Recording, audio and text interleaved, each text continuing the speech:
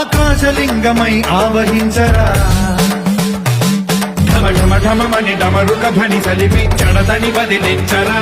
శ్రీవాయులింగమై సంచరించరా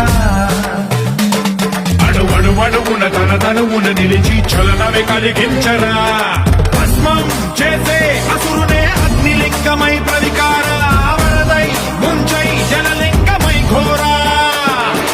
వరమై వశమై ప్రబలమౌ భూలింగమై బలమిడరా